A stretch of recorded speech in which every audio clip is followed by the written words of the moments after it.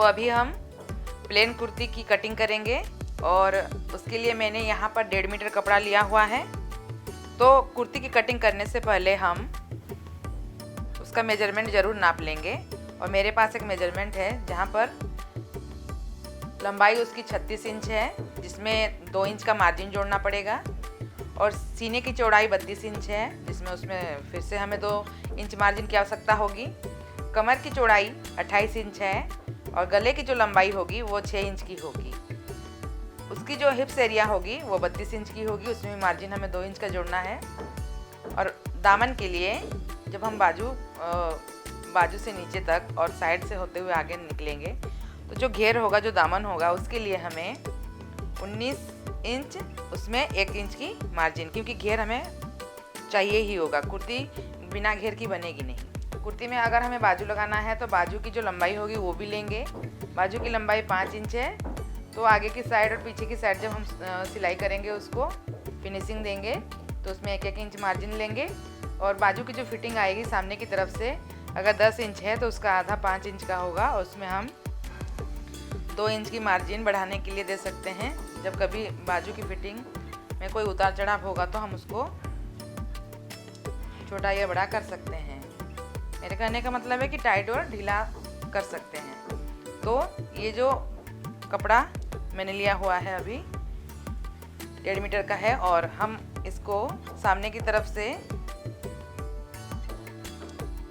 एक फोल्ड करेंगे। जैसे ये कपड़ा है उसे एक फोल्ड करेंगे और लंबी तह तक फिर उसको लेकर के डबल फोल्ड कर देंगे। हम चौड़ाई से कपड़ा को नहीं काटेंगे, क्योंकि हमें कपड़े की लंबाई लेनी है। तो इसलिए अगर चौड़ाई की तरफ से हम करते हैं तो चौड़ाई वाला हिस्सा आएगा, लेकिन लंबा कुर्ती बनेगा नहीं। तो ये जो लंबाई है, लंबाई नाप करके ही हम कुर्ती की कटिंग करेंगे। चौड़ाई की तरफ से हम इसे फोल्ड नहीं करेंगे। और जो बंद वाला हिस्सा होगा वो हमारे सामने की तरफ से होगा, और जो खुला वाला हिस्सा होगा वो ठीक बंद वाले हिस्से के दूसरे तरफ होगा। तो ये हम उसकी लंबाई नापते हैं। जो हमारी कुर्ती की लंबाई है वो 36 इंच की है। जो लंबाई है वो 36 इंच की है। तो हम यहाँ पर 36 इंच की लंबाई का निशान लगा देते हैं। अब 36 इंच का निशान तो हमने लगा दिया है, लेकिन इस लंबाई में हमें कंधे की 1/2 इंच की सिलाई की लंबाई और जो हमें नीचे दामन पे मोड़ना होता है उसकी जो लंबाई होगी उसको एक साथ यहाँ मिलाना होगा। जैसे 1/2 इंच मैंने ऊपर कंधे की सिलाई के लिए 1/2 इंच लिया, और 1 इंच सिलाई के लिए डबल फोल्ड जो हमारा दामन का फिनिशिंग होगा नीचे की तरफ, उसके लिए हमने आगे बढ़ा दिया है। तो ये टोटल उसकी लंबाई हो जाएगी 1.5 इंच की। अब यही 1.5 इंच का मार्जिन ले करके हम आगे की तरफ एक लाइन बना लेंगे।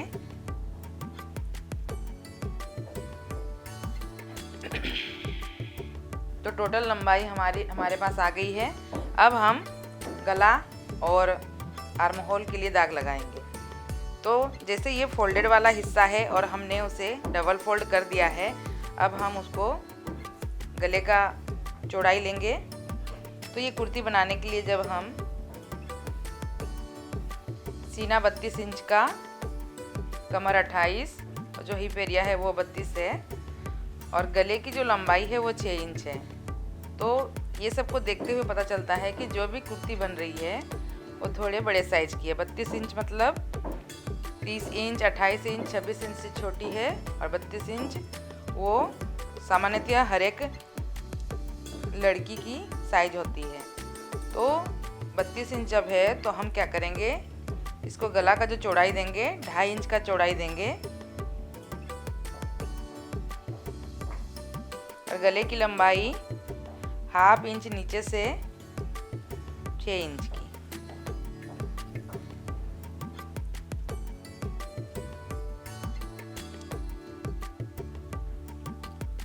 गले को गोलाई देते हुए ऊपर की तरफ मिला देंगे, और 1/2 इंच की मार्जिन ऊपर कंधे के लिए। इस प्रकार यहाँ पर हमने 2.5 इंच की मार्जिन लेते हुए गले की चौड़ाई को लिया था।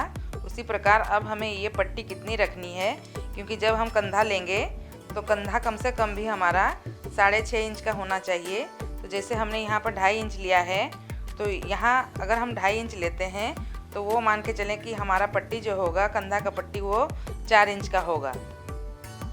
अब 4 इंच के लिए यहाँ पर क्या होगा कि जैसे ही हम आधे सिलाई करेंगे बाजू की, तो वो वहाँ पर घट जाएगी। इसके लिए हम आधे इंच की और मार्जिन बढ़ाते हैं। अब हम आर्म होल को लेंगे। अब जब 32 साइज़ की जो सीने की चौड़ाई है, उसके लिए हम आर्म होल 5.5 इंच का लेंगे।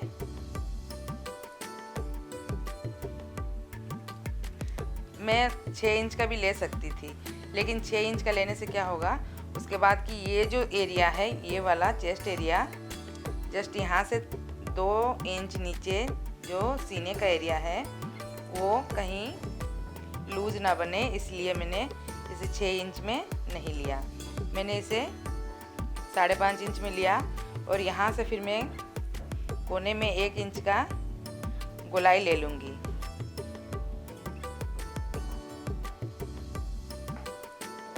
हम यहाँ से भी उसकी गोलाई ले सकते थे, लेकिन ये जो हिस्सा है, यहाँ से यहाँ तक की दूरी, इसमें कोई उतार चढ़ाव ना हो, इसीलिए हम इसको ऊपर की तरफ से गोलाई लेते हैं, क्योंकि ये झुका हुआ रहेगा तो आर्म होल ज़्यादा टाइट लगेगा। अब जैसे मैंने कहा कि यहाँ से 2 इंच हमने यहाँ बढ़ा दिया है, तो ये सीना हो गया।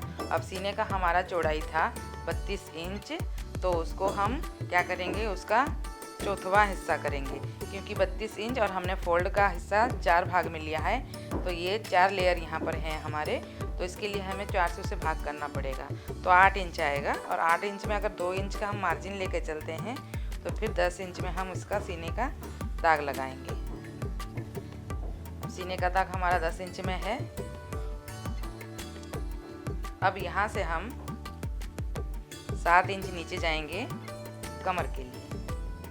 कमर वाली लाइन हमारी 7 इंच नीचे जाएगी। तो कमर की जो साइज़ है हमारी 28 इंच की है, तो उसे भी 4 से हम भाग करेंगे, तो 7 इंच की कमर की नाप होगी। और वो जो फिटिंग वाली नाप 28 इंच की है, लेकिन हम उसमें 2 इंच का मार्जिन लेते हुए आगे बढ़ाएंगे।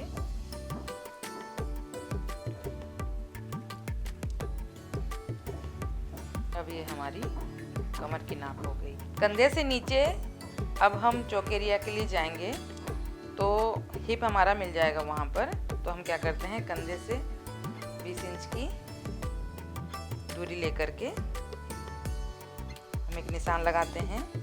इस हिस्से में हम अपना हिप का एरिया ला सकते हैं।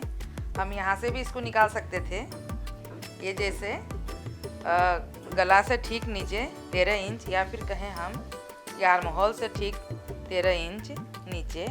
लेकिन 13 इंच यहाँ तभी हो सकता है जब हम ये जो एरिया है, अगर हमारे डाउन 6-6.5 इंच में आएगी, तब हम यहाँ से 13 इंच की ले सकते हैं।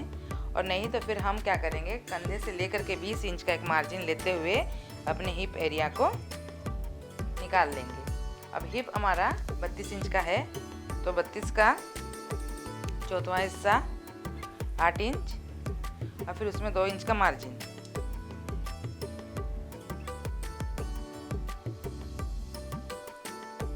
तो ये वाली लाइन को अब जैसे हमारे पास ये चेस्ट, ये कमर और ये हमारा हिप का एरिया, ये हिप एरिया को अब हम मिला देंगे कमर से फिर हम सीने की तरफ मिलाते हुए आर्म होल में मिला देंगे। तो ये अब देख सकते हैं एक ड्राइंग बन चुकी है। ये हमारी 2-2 इंच करके बढ़ी हुई थी, अब हम 2 इंच माइनस की तरफ लेके अंदर तरफ ड्राइंग बना देंगे। तो ये हमारा ऊपर का हिस्सा बन चुका है। अब हम दामन की तरफ चलते हैं। दामन हमारा 19 इंच का है, तो 19 का आधा हम करेंगे, 9.5 इंच होगा। अब जैसे 9.5 इंच हमने दिया है, तो इसके लिए हमको क्या करना पड़ेगा, 9.5 इंच में भी हमें ऐड करना होगा। जैसे हमने 9.5 इंच में हमने अपनी फिटिंग बताई है 1 इंच ज़्यादा, क्योंकि ये वाला जो एरिया होगा, ये आगे का जो एरिया होगा, इसको हम फोल्ड करेंगे और फोल्ड में हमारा उतना कपड़ा नहीं रहना चाहिए क्योंकि मार्जिन कम रखनी है हमें। जैसे हम अभी इसको 1 इंच का बढ़ा रहे हैं तो हमारे पास 1 इंच मतलब इतना सा ही कपड़ा आया है। तो ये आधे इंच में अगर डबल फोल्ड होकर के हमारे साइड की फिनिशिंग होती है तो बहुत अच्छी है, वरना हम अगर उसमें 2 इंच का मार्जिन ले लेते तो इतने कपड़ों का हम करते क्या। इसलिए हम यहाँ पर 1 इंच की ही ज़्यादा मार्जिन लेते हुए इसको यहाँ तक मिला देंगे। ये तो स्ट्रेट हो गई, ये पता चल रहा है कि ये स्ट्रेट लाइन ड्रॉ हुई है। अगर वही हम करें कि हमें ए लाइन बनानी है तो ए लाइन में क्या होगा कि हमारा ये हिप एरिया तो वही सेम टू सेम रहेगा, लेकिन जो नीचे की दामन होगी वो थोड़ी चौड़ी हो जाएगी, तब हमारा ये जो ए लाइन होगा वो ड्रॉ हो जाएगा। लेकिन तभी हम कर सकते हैं जब किसी कस्टमर की डिमांड होगी या फिर हमें ए लाइन कुर्ती बनानी होगी, तब हम यहाँ से तिरछा नीचे की तरफ बढ़ाएंगे। यहाँ से हमें कोई भी नाप को ज़्यादा बड़ा करना नहीं है या फिर छोटा भी नहीं करना है, इसमें बस हम इंचेस की संख्या को यहाँ से फिर आगे की तरफ से बढ़ाते हुए जाएंगे। हमें दामन जितना चौड़ा चाहिए तो हम ए लाइन के लिए नीचे का दामन का साइज बढ़ा सकते हैं, लेकिन ये जो हिप एरिया होगी इसमें हम वो नहीं कर सकते कुछ भी कम या बेसी। ये 32 साइज की हो गई सीने की चौड़ाई, ये 28 की और हिप एरिया भी हमारा 32 का। तो ये जो होगी ये फिटिंग लाइन होगी। अब हम आगे की तरफ इसको काटेंगे।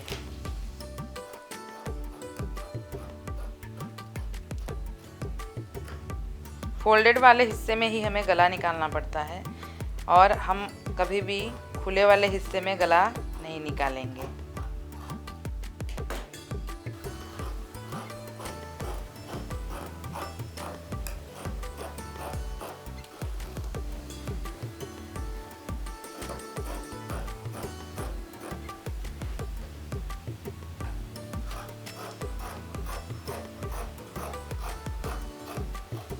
तो ये अभी स्ट्रेट कुर्ती कटिंग हो चुकी है। इसके कंधे जॉइंट हैं तो इसको हम काट लेंगे। अब आप देख सकते हैं ये 2 पार्ट में है। ये आगे वाला हिस्सा है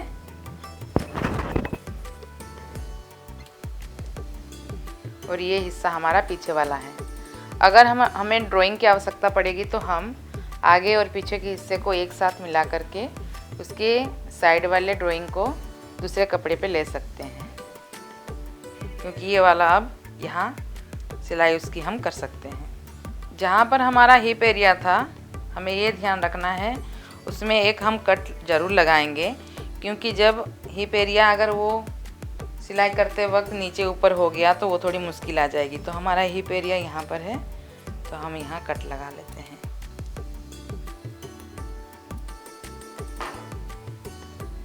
अब हम गले का पट्टी निकालेंगे। हमारे पास जो भी कपड़ा बचा हुआ है उसमें हम गले की पट्टी निकाल लेंगे और गले की पट्टी निकालने के लिए हमें गोल गला का पट्टी ही निकालना है। तो मेरे पास यहाँ पर देखिए ये फोल्डेड कपड़ा है जो 4 तह में है और आगे और पीछे की गले की पट्टी हमारी यहाँ आसानी से निकल सकती है। तो जब कभी भी आप पट्टी निकालो तो फोल्डेड वाला जो भी हिस्सा रहे वो गले के फोल्डेड वाले हिस्से से मैच करता हुआ रहे, नहीं तो फिर पट्टी अलग अलग कट करके निकल जाएगी। और ऐसा करना है हमें कि अगर हम ड्राइंग बना रहे हैं तो उसके साइड में ना हमें कपड़ा देख करके रखना है, क्योंकि अगर हम यहाँ तो निकाल देंगे उसका शेप सही निकल जाएगा, लेकिन ये वाले हिस्से में हमारे मोड़ने के लिए पट्टी कपड़े में नहीं बचेगी। और साइड से हम 2 इंच गोलाई करके उस पट्टी को निकाल लेंगे।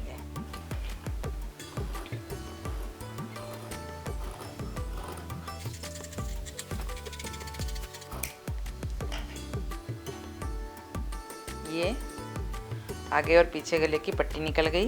अब हम बाजू की कटिंग करेंगे। बाजू की कटिंग करने के लिए हमें सामने वाला हिस्सा प्लेन चाहिए होगा, तो हम कोशिश करेंगे कि घुमावदार कपड़ा ना रखते हुए हम सामने वाला हिस्सा रखें। जब हम फोल्ड करते हैं कपड़े को तो हमारा यही मतलब दाग लगाने का नियम होना चाहिए कि जब कभी हम दाग लगाएंगे तो जो सामने की फिटिंग होगी वो सामने की जगह में प्लेन होनी चाहिए, और जो हम आर्म होल निकालेंगे वो उसके बाएं तरफ होनी चाहिए। मतलब आगे की तरफ अगर आर्म की फिटिंग है तो आर्म का होल होना चाहिए उसके जस्ट ऑपोजिट पीछे की तरफ। और उसका हमको क्या करना है कि जब हम मेजरमेंट लेते हुए उसको जाते हैं तो अगर वो फिटिंग में 10 है तो हम उसका हाफ कर लेते हैं। 10 में हमारी फिटिंग 5 आएगी, और हमारा यही आज का बाजू का फिटिंग भी आज 10 है, तो फिर हम 10 के लिए 5 लेते हैं और उसकी मार्जिन छोड़ देते हैं 2 इंच की, बढ़ा करके नीचे की तरफ। लंबाई उसकी बाजू की जो लंबाई है 5 इंच है, तो हम उसमें आगे की तरफ की मार्जिन और पीछे की तरफ की मार्जिन तो 1-1 इंच, हाफ इंच आगे के लिए, हाफ इंच पीछे के लिए, तो 1 इंच हमने बढ़ा दिया। 6 इंच टोटल हो गई। तो 6 इंच में अब हम यहाँ क्या करेंगे, 3 इंच का हाफ ले लेंगे, और हमारी जो आर्म होल थी वो 5.5 इंच की थी। तो ये देख कर पता चल रहा है कि 5.5 इंच अगर है तो हम उसे क्या ऐसे रख सकते हैं। हाँ, हमने रखा, और ये पूरी यहाँ पर उसकी सिमिलर आर्म होल बन रही है। अब हम इसको गोलाई में शेप देते हुए मिला देंगे। अगर बाजू की लंबाई हमें बढ़ानी है या फिर हम लंबी बाजू रखते हैं तो तब हम ये जो लंबाई है उसको लंबाई से आगे बढ़ाते जाएंगे।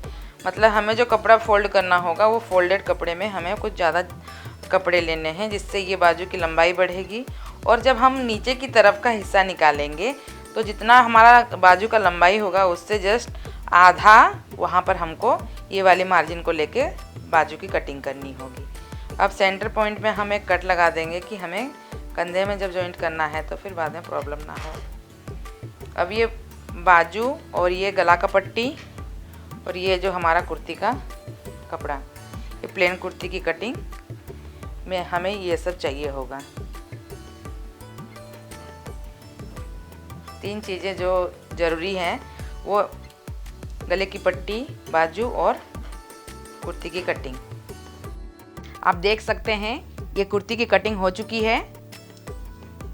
ये आगे वाला हिस्सा और ये उसके पीछे वाला हिस्सा, ये दोनों आस्तीन और ये गले की पट्टी। आइए अब हम गले की पट्टी पहले लगाएंगे। तो पट्टी लगाने से पहले एक बात बताना ज़रूरी है कि जैसे हम फोल्ड किए थे तो ये उल्टे की तरफ से हमने ड्राइंग की थी, तो अब हम उल्टे की तरफ से गले की पट्टी नहीं लगाएंगे, सीधा रखेंगे उसको। कपड़े के उल्टे भाग में हम सिलाई नहीं करते हैं गले की पट्टी को, कपड़े के सीधे भाग में हम पट्टी को लगाएंगे। गले की डिज़ाइन गोल है तो हमने गोल पट्टी काटी है। अब इसको बैठा लेंगे और कंधे से गोलाई शेप देते हुए पट्टी को लगा लेंगे। आधे इंच की सिलाई गोलाई पे करनी है।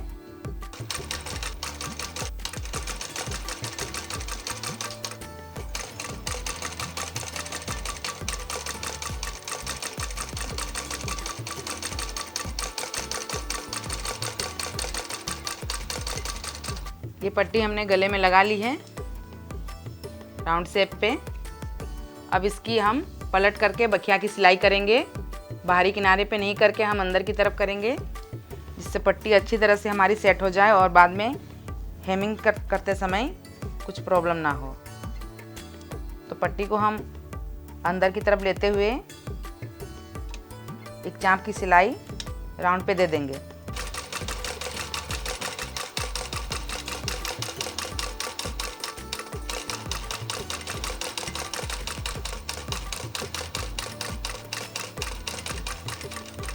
गले की पट्टी के साइड में हमने चाँप की सिलाई कर दी है। चाँप की सिलाई इसलिए ही दिया जाता है कि जब हम पट्टी को अंदर की तरफ फोल्ड करके हेम करेंगे तो ये आसानी से मुड़ करके एक जो गोलाई है उसकी जो शेप है वो दिखाती है। वरना अगर हम ये चाँप की सिलाई नहीं करते हैं तो फिर ये थोड़ा पट्टी और ये जो कपड़ा है थोड़ा फूल जाता है और वो शेप अच्छी नहीं दिखाई देती है। तो अब हम ये जो किनारा है इसको हम फोल्ड करेंगे और जो राउंड वाली शेप में हमने पट्टी को लगाया है तो उसकी फिनिशिंग करेंगे, क्योंकि राउंड वाली शेप हमें बनानी इसीलिए फिनिशिंग होती है कि हम जब हेम करेंगे तो अपनी मर्जी से कपड़े को फोल्ड नहीं करेंगे। और एक चाप सिलाई जो होती है मशीन वाली सिलाई, उसको साइड में पट्टी के आकार की गोलाई से सिलाई करेंगे।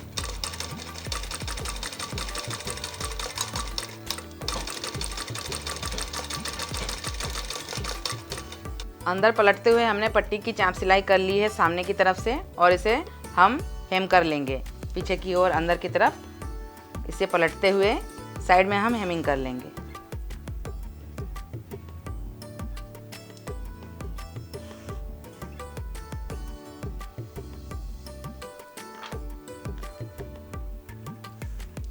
हमने यहाँ पर साइड पे अंदर की तरफ पलटते हुए इसकी हेमिंग कर दी है और ये आगे का पल्ला रेडी हो चुका है।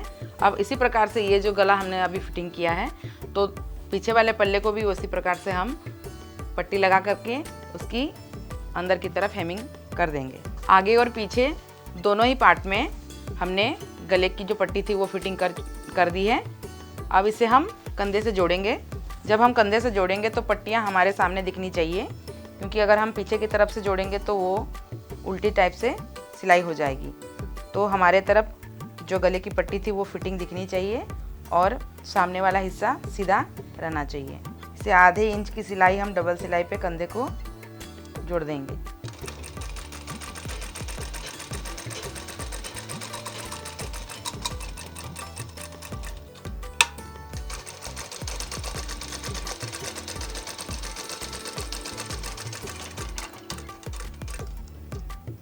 उसी प्रकार दूसरे कंधे की भी सिलाई हाफ इंच पे डबल सिलाई कर लेंगे।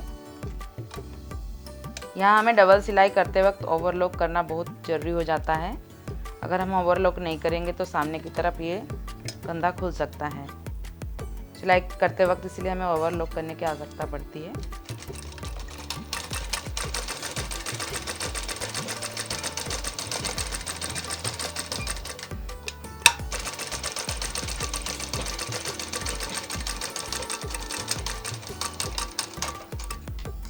कंधों को हमने जोड़ दिया है। अब यहाँ पर जो हमने निशान लगाया है फिटिंग का निशान हिप तक, चेस्ट, कमर और हिप एरिया तक, अब क्या करेंगे, यहाँ हम फिटिंग की सिलाई करेंगे। फिटिंग की सिलाई हमें चेस्ट से लेके हिप तक जानी है डबल सिलाई पे, लेकिन हमें नीचे नहीं जाना है।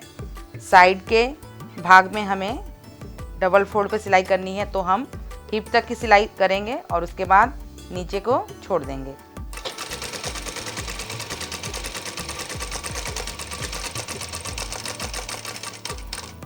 हिप एरिया में हमने जो कट लगाया है उस कट तक हम सिलाई करेंगे और उसके बाद उसको घुमा करके डबल सिलाई पे ऊपर आर्म होल तक फिटिंग वाली नाप सिल लेंगे।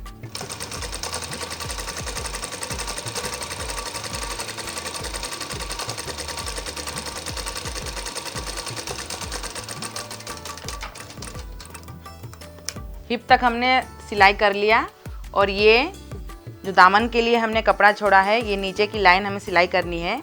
हमने यहाँ इसको इतना दूरी सिलाई किया है क्योंकि ये साइड हमें सिलना है फोल्ड करके अंदर की तरफ, और नीचे वाला जो दामन है उसको साथ में लेके सिलाई करना है। तो हमने यहाँ हिप तक जो कटिंग लगाया था उस तक ही हमने सिलाई की है। और ये तो साइड हो चुका है, हम दूसरे साइड की भी सिलाई वैसे ही चेस्ट से लेकर के हिप तक कर देंगे।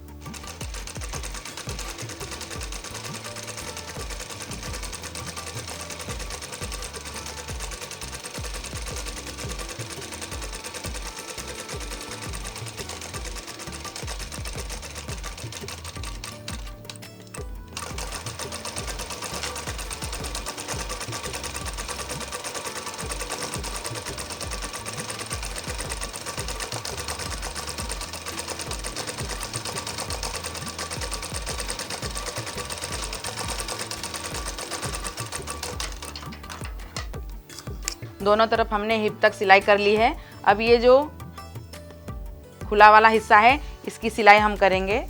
तो थोड़ी प्रॉब्लम इस पे हो जाती है हर एक को सिलाई करने में, क्योंकि यहाँ पर जो हमने कट्स लगाया था इस कट्स तक ही हमें फोल्ड करना है कपड़े को।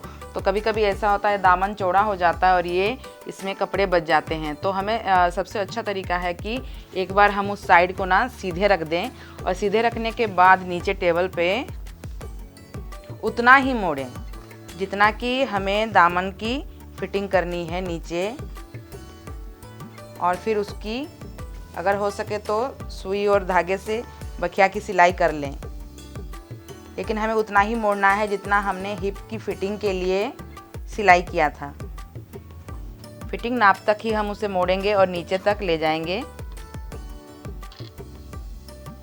और उतना ही फोल्ड करेंगे जितना कि हमारा ऊपर वाला नाप मुड़ रहा है, क्योंकि कपड़े को ज़्यादा मोड़ेंगे तो वो जगह अनफिनिशिंग दिखाएगी।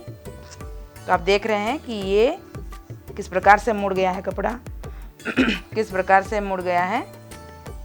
और अब हम इसे उतने ही साइज में मोड़ करके नीचे से लेकर के यहाँ से उसकी जो डिज़ाइन होती है जब हम सिलाई करेंगे तो सीधे से लेकर के आएंगे और यहाँ आ करके फिर एक चौकर आकार का शेप बनाएंगे और उसके बाद उसको दूसरे साइड में नीचे की ओर दामन के निचले सिरे पे ले जाएंगे। तो इस टाइप से हमें यहाँ पर ड्राइंग नहीं भी करेंगे तो भी चलेगा, लेकिन अगर थोड़ी सावधानी बरतनी है तो हम उस शेप से इसको ड्राइंग कर सकते हैं और इसी के ऊपर हम फिर मशीन चला सकते हैं। और ये सामने वाली किनारी की सिलाई होती है और यहाँ फ्रंट पे हमें और एक सिलाई देनी पड़ती है जो डबल सिलाई कहलाती है। अब हम नीचे की छोर से इसको सिलते हुए यहाँ तक और फिर यहाँ से लेके नीचे की तरफ जाएंगे।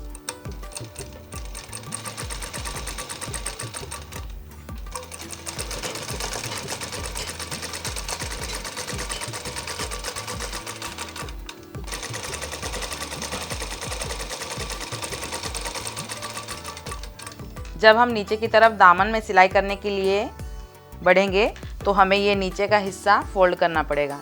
इसे हम 1 इंच का मोड़ाई देते हुए कॉर्नर से सिलाई करेंगे, सामने की फिनिशिंग करते हुए आगे निकलेंगे।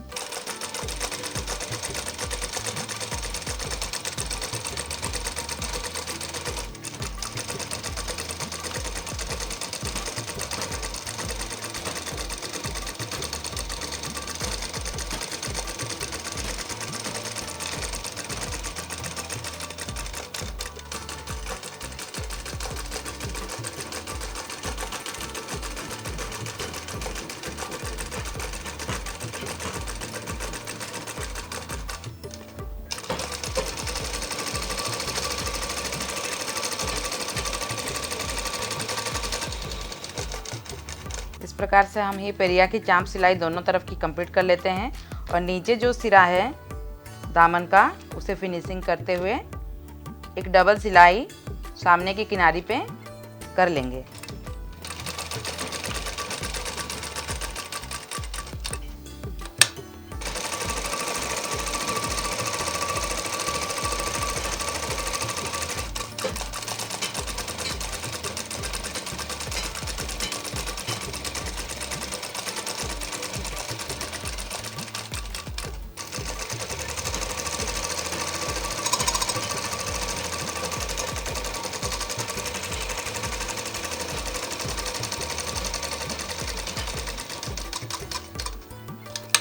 नीचे दामन के चारों तरफ हमने सिलाई कर ली है और इसकी डबल सिलाई भी हो चुकी है।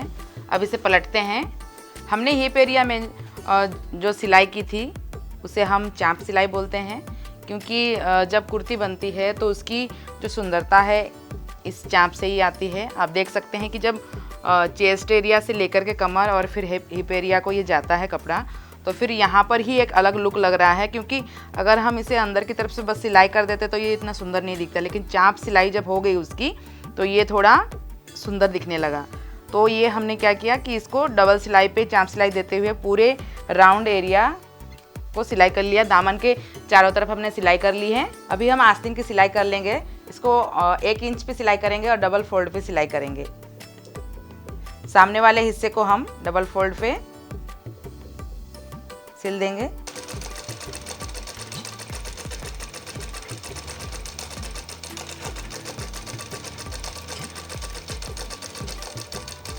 हमने आस्तीन को सिलाई कर लिया है सामने की तरफ से, और दूसरी आस्तीन को भी हम सिलाई कर लेंगे ऐसे फिनिशिंग करते हुए डबल फोल्ड पे।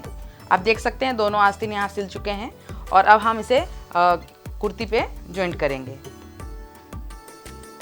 जब हम आस्तीन को फोल्ड किए थे तो हमने ऊपर की छोर पे ये टक्स लगा दिए थे, और दोनों ही में टक्स लगे हुए हैं। तो अब क्या करना है, आर्म होल पे जो सिलाई हमने की थी उसको थोड़ा खोलना पड़ेगा। बिना खोले भी हम आस्तीन लगा सकते हैं, लेकिन हमें इसीलिए ही खोलना होगा कि खोलने से हमें थोड़ी और ज़्यादा सुविधा मिल जाती है। जब कभी हमें फिटिंग की आवश्यकता पड़ती है, जैसे कि जो फिटिंग नाप है उसको ढीला करना है, टाइट करना है, तो जब कभी हमें इसकी आवश्यकता पड़ेगी तो हमें यहाँ ज़्यादा मेहनत करने की आवश्यकता नहीं है। जैसे हम नॉर्मल सिलाई कर दिए हैं और उसको फिटिंग भी कर दिए हैं, तो उसको जल्दी खोलने में सुविधा होती है। और अगर हम पहले इसको सिलाई करने के बाद आस्तीन लगाएंगे तो वो थोड़ी और लगती है। तो इसलिए हम अब आस्तीन लगाएंगे इस पर, आर्म होल पे सेंटर पे ले जाकर इसके सेंटर को मिला करके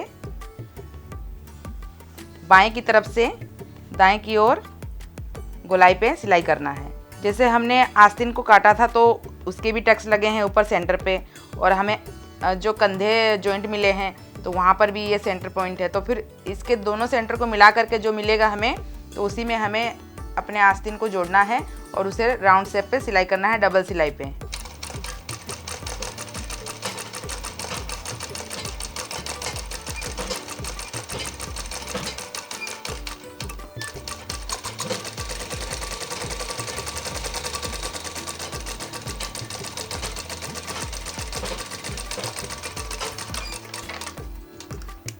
हमने आस्तीन को फिटिंग कर दिया है। अब हम दूसरी आस्तीन की भी फिटिंग कर लेंगे, और इसे हमने राउंड शेप पे डबल सिलाई कर लिया है। अब दूसरे आस्तीन की फिटिंग के लिए हमें फिर से आर्म होल को थोड़ा खोलना पड़ेगा।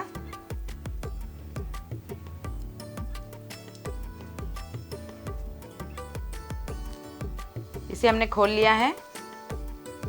कंधे के मिडिल पे और ये जो टक्स है उसको एक समान रखते हुए बाएं से दाएं डबल सिलाई करना है। जो बढ़े हुए कपड़े होंगे बाद में उसे छांट लिया जाएगा। जब कभी आस्तीन बड़ा हो जाए तो उसे बाद में छांट लेंगे।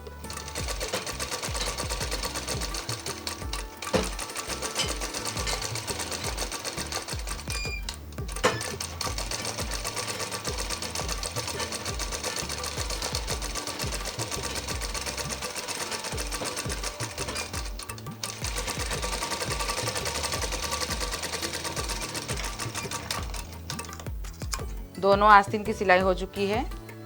अब इसकी फिटिंग हम कर लेंगे। तो हमने यहाँ पर मार्जिन लेते हुए जो नाप लगाया था चौक से, उस पर हम फिटिंग कर देंगे चेस्ट से लेकर के कमर तक डबल सिलाई पे। जब कभी हमें आवश्यकता पड़ी तो हम उसे खोल सकते हैं कुर्ती के टाइट या ढीले होने से।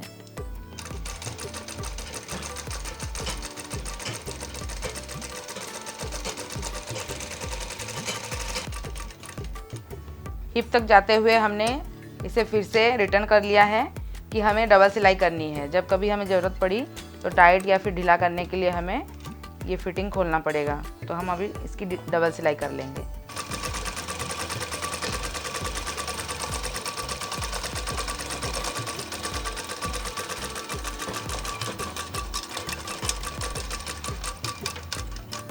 जैसे हमने यहाँ पर डबल सिलाई से फिटिंग की नाप लगा ली है, सिलाई कर लिया इसको। अब दूसरे तरफ की आस्तीन को भी हम फिटिंग कर लेंगे।